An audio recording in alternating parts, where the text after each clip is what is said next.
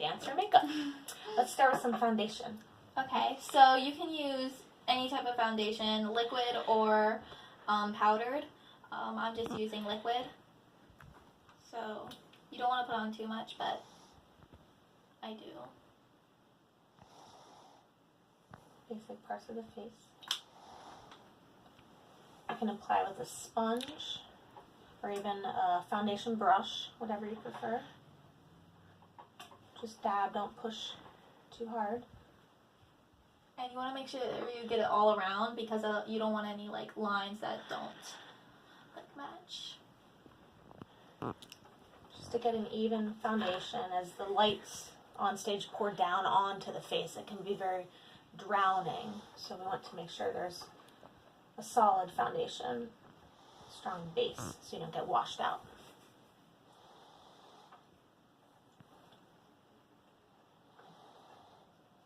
Now get the blush ready. We want to make sure we don't have any clown circles on the apples of our cheeks. We want a soft, light pink or peach blush. No bright pinks or reds. Just something to highlight the cheekbones. A little fish face. Always do the fish face. Big smile. That's good. Good. Alright. My favorite part, the eyes. Alright, so let's start with a brush. You can use the disposable brushes there. Let's go with this for a base. I personally prefer these regular brushes. So we want to start with something lighter than your own skin tone. I'm going to use a cream here. We don't want anything shimmery, but just a solid color that's lighter. You could actually stamp something a little bit lighter than this. I take it from the bottom of the eyelid all the way up to the brow bone to highlight and lighten. There we go. From the inside to the outside. Go in both directions in case you get any creases or wrinkles. You want to smooth and even. There we go.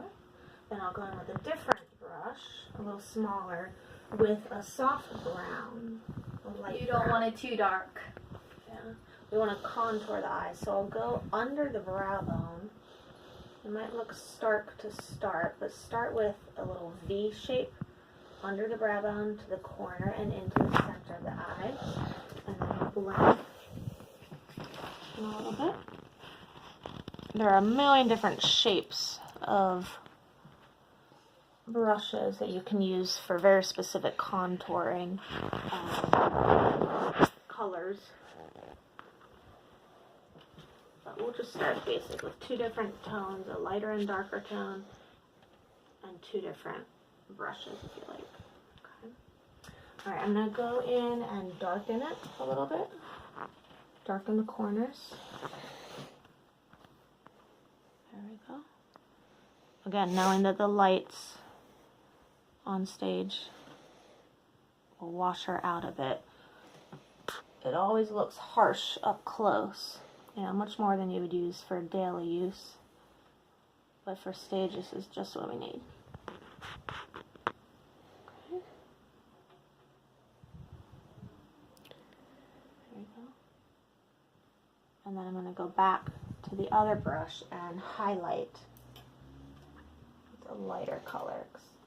You need something a little brighter. And close again. There we go. And I highlight under the eyebrow to open the eyes up a little bit. Oops, let's use that one. Okay. There we go. And you can go in with your finger or other brushes to blend. There we go. Alright, now again, based on your skin tone, you could go with a brown or black liner. There are the gel type liners that usually last a while. There are liquid liners. Let's go with this one. Now some people, with practice, get good at doing this on their own.